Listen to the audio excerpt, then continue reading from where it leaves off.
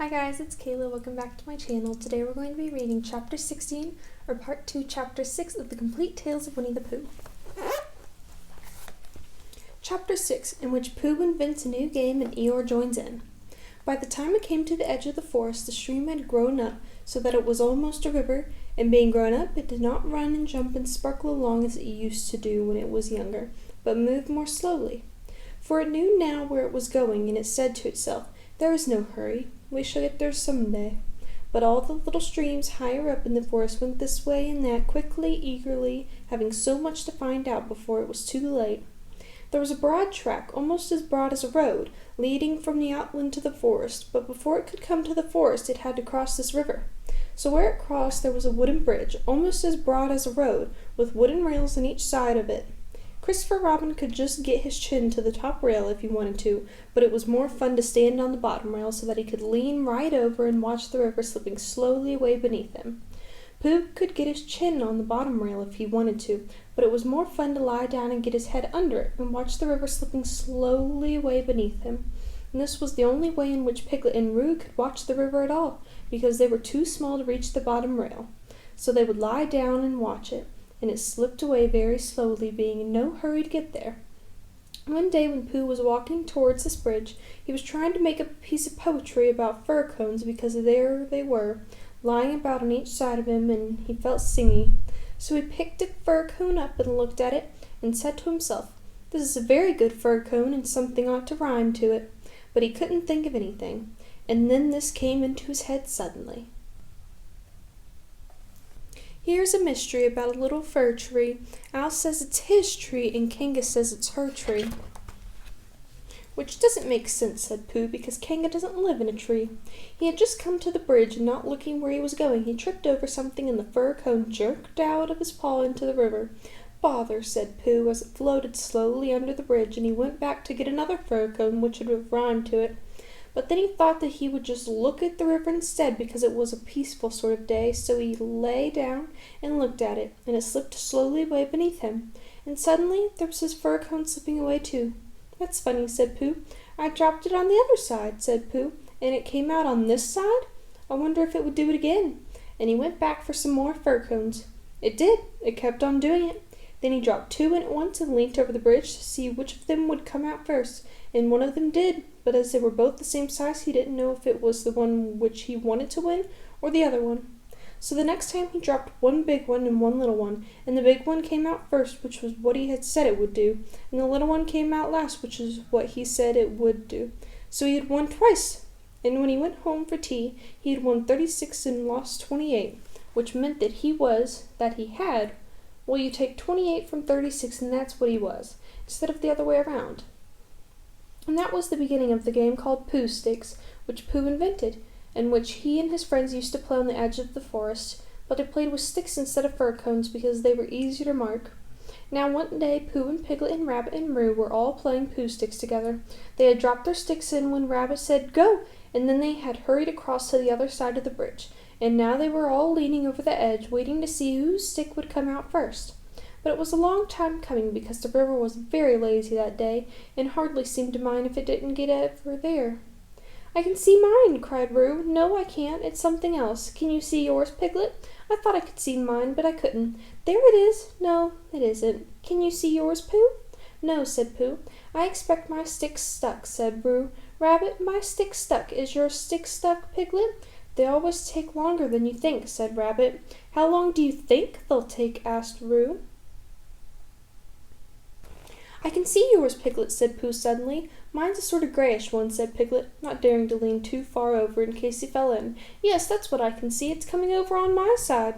Rabbit leant over further than ever, looking for his, and Roo wriggled up and down, calling out, "Come on, stick, stick, stick, stick!" And Piglet got very excited because his was the only one which had been seen, and that meant that he was winning. "It's coming," said Pooh. "Are you sure it's mine?" squeaked Piglet excitedly. "Yes, because it's gray. A big gray one. Here it comes. A very big gray. Oh, no, it isn't. It's Eeyore." And out floated Eeyore. "Eeyore!" cried everybody. Looking very calm, very dignified, with his legs in the air, came Eeyore from beneath the bridge. "It's Eeyore!" cried Roo, terribly excited. "Is that so?" said Eeyore, getting caught up by a little edgy and turning slowly round 3 times. "I wondered." "I didn't know you were playing," said Roo. "I'm not," said Eeyore. "Eeyore, what are you doing there?" said Rabbit. "I'll give you 3 guesses, Rabbit. Digging holes in the ground? Wrong. Leaping from branch to branch of a young oak tree? Wrong. Waiting for someone to help me out of the river? Right. Give Rabbit time and he'll always get the answer." "But Eeyore," said Pooh in distress, "what can we? How shall we? Do you think if we—" "Yes, Eeyore, one of those would be just the thing. Thank you, Pooh."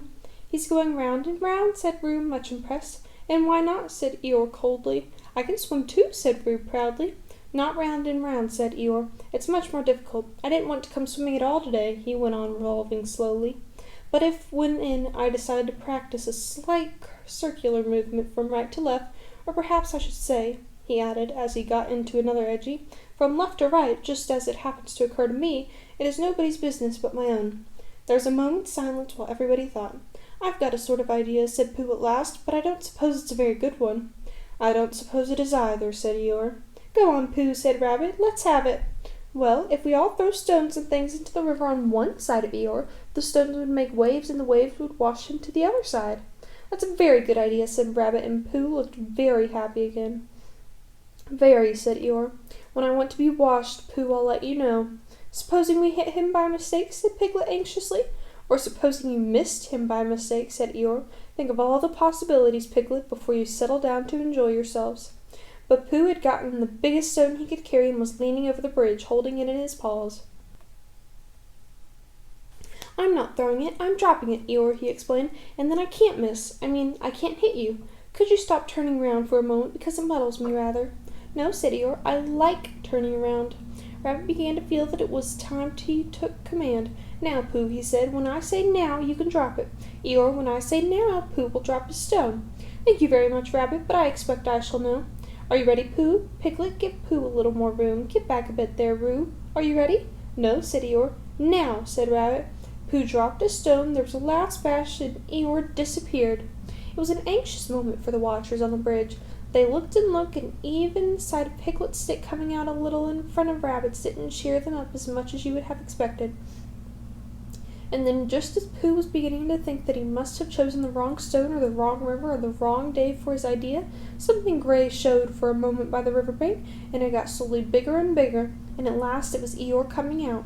With a shout they rushed off the bridge and pushed and pulled at him, and soon he was standing among them again on dry land. "Oh, Eeyore, you are wet," said Piglet, feeling him. Eeyore shook himself and asked everybody to explain to Piglet what happened when you had been inside a river for quite a long time. "Well done, Pooh," said Rabbit kindly. "That was a good idea of ours."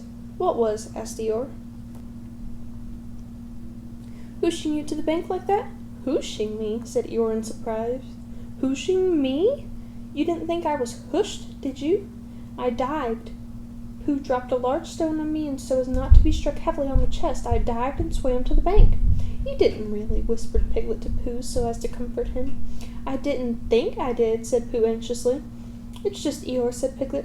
"I thought your idea was a very good idea." Pooh began to feel a little more comfortable, because when you are a bear of very little brain, and you think of things, you find sometimes that a thing which seemed very thingish inside you is quite different when it gets out into the open and has other people looking at it. And anyhow, Eeyore was in the river, and now he wasn't, so he hadn't done any harm. "How did you fall in, Eeyore?" asked Rabbit, as he dried him with Piglet's handkerchief.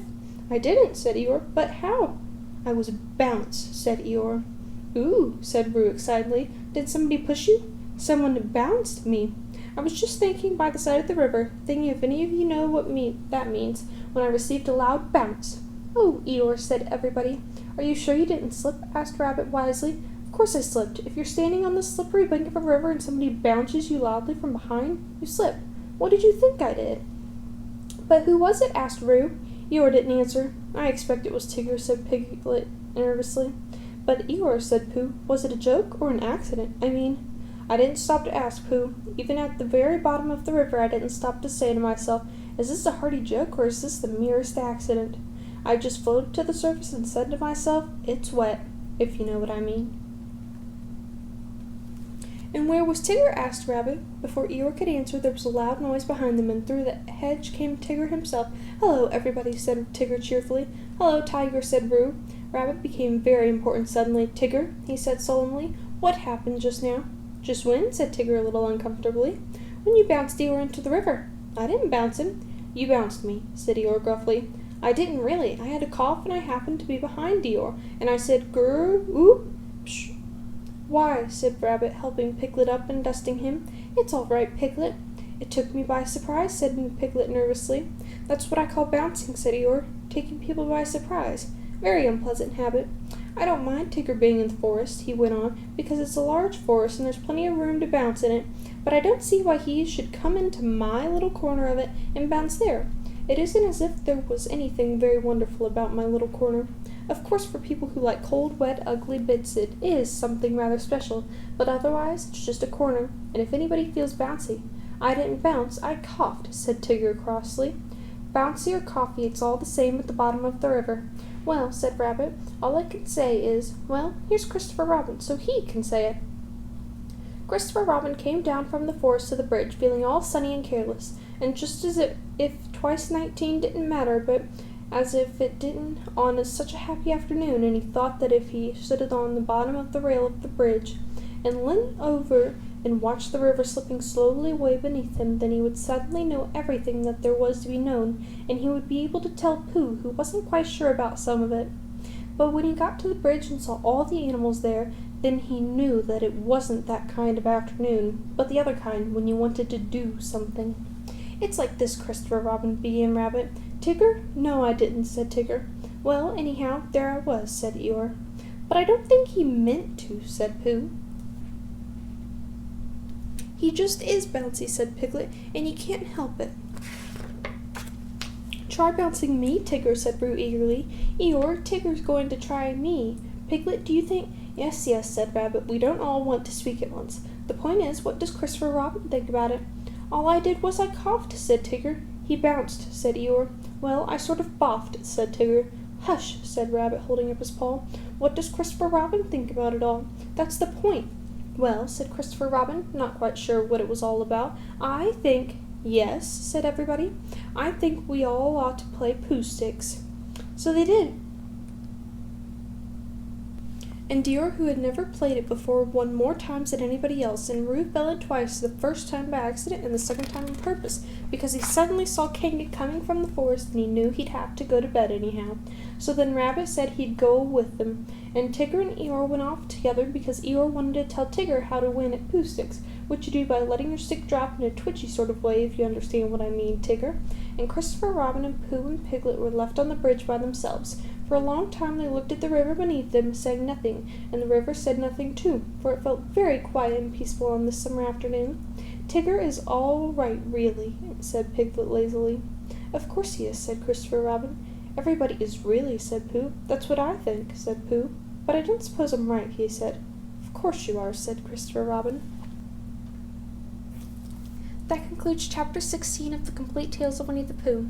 Make sure to join me next time to read Chapter 17. Have a great day. Bye!